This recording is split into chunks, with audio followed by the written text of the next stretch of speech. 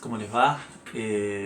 Bueno, retomamos ahora un poco estas clases grabadas, sintéticas, como para que puedan iniciar el material para el segundo parcial. Empezamos con la unidad número 4.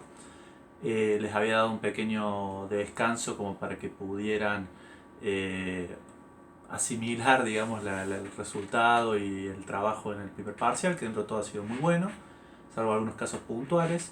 De cualquier manera, probablemente a partir de la semana que viene quiero empezar con una serie de encuentros virtuales, de tutorías, clases teóricas, como para que podamos ir discutiendo los materiales de la unidad 4 en adelante.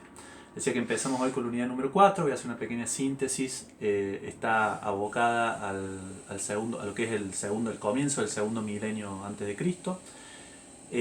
Salimos del marco estricto de la Baja Mesopotamia, porque digamos, habíamos visto que al final de la unidad número 3 se habían producido procesos imperiales de unificación en la zona de la llanura mesopotámica, primero con la dinastía de Ágade o Akkad y luego con la de Ur III. La situación a comienzos del segundo milenio a.C., entre el 2000 y el 1600 a.C., es bastante distinta, porque lo que tenemos es una fragmentación política, pero tenemos estados importantes que controlan espacios mucho más grandes que la dimensión comarcal típica de la ciudad-estado. Entonces, por ejemplo, tenemos una hegemonía de Isin, que luego es reemplazada por la ciudad de Larsa y posteriormente por Babilonia, en la zona sur de Mesopotamia.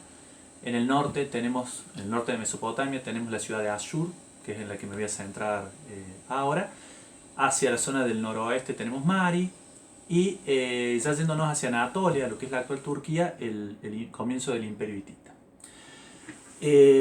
Rápidamente, la zona de la Baja Mesopotamia entre el 2000 y el 1800 a.C. no va a tener gran importancia. Ahí se van a suceder una serie de hegemonías, quizá una de las más importantes es la de Ishin, que tiene algunos rasgos relevantes, como por ejemplo el código legal de Lipit Ishtar, rey de Isin, que va a ser un antecedente directo del código de Hammurabi, en el que sí nos vamos a detener en la próxima clase. Pero si nos vamos hacia el norte de Mesopotamia, al límite de lo que es ya la zona en la cual no se puede practicar la agricultura mediante el regadío, y que es posible practicar la agricultura de secano, es decir, mediante lluvias naturales, tenemos el asentamiento de Ashur, ¿no? Ashur va a tener una importancia central porque es una ciudad-estado atípica comparada con el resto de las ciudades-estado que hemos visto en Mesopotamia. Tiene una forma de gobierno en donde el rey no tiene un poder tan absoluto como tenía en las ciudades de la Baja Mesopotamia. Gobierna con un título bastante singular, que es vicegerente o virrey del dios Ashur, que era el dios titular de la ciudad. Gobierna de forma conjunta con una asamblea de los notables locales, probablemente son los cabezas de las familias comerciales, que se llama la ciudad, recibe el nombre de la ciudad en los documentos de la época.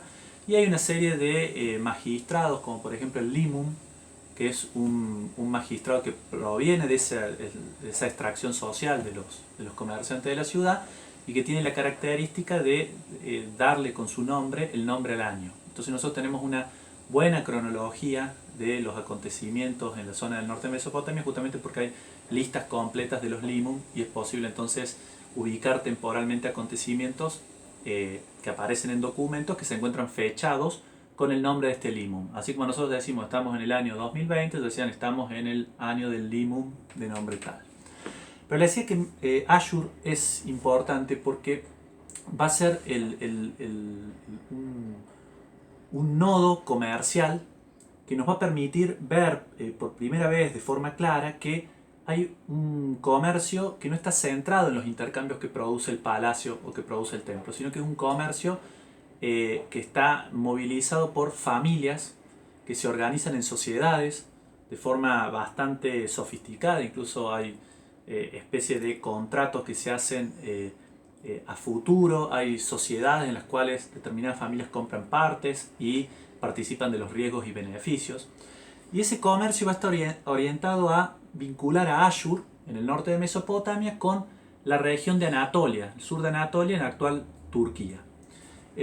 Justamente allí, fechados en torno al 1900 a.C., se han encontrado muchísimas tablillas de arcilla en lo que se ha considerado, digamos, un núcleo, un núcleo comercial importante, que era el Carum de Canesh. Ese Carum de Canesh era una especie de centro comercial instalado en el territorio de Anatolia que articulaba el comercio de la región. Tenía una serie de dependencias comerciales que eran los Wabartum. Estos Wabartum eran pequeños barrios comerciales en los cuales se asentaban comerciantes asirios en Anatolia.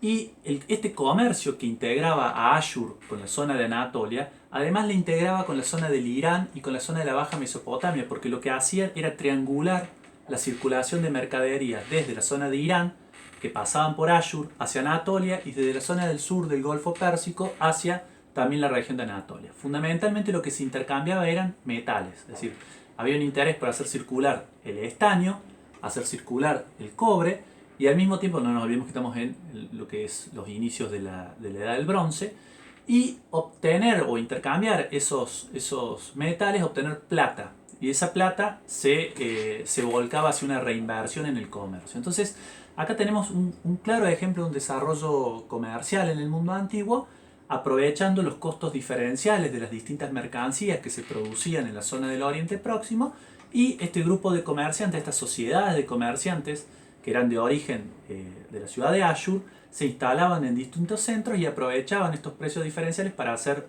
y conseguir ganancias. ¿Qué producía Ashur? Ashur no producía metales, esos metales los obtenía de otras regiones, pero sí es muy probable que lo que exportara Ashur fueran telas, tejidos. Como ustedes pueden ver, tiene un ejemplo muy interesante en la página 117 del libro de Amelie Kurt, donde justamente una señora le escribe una carta a su marido en el Carum de Canesh, solicitando, el marido le escribe a la mujer solicitándole una serie de telas de tales características para poderlas vender en Canesh. Bien, les pido que presten atención a esto porque es un fenómeno bastante importante. Probablemente en la siguiente clase retome esta cuestión. Aprovechen para ir estudiando el fin de semana y nos mantenemos en contacto. Ustedes saben, siempre pueden enviarme un mail. Y podemos utilizar también el foro del aula virtual y del grupo de Facebook. Hasta luego, buen fin de semana.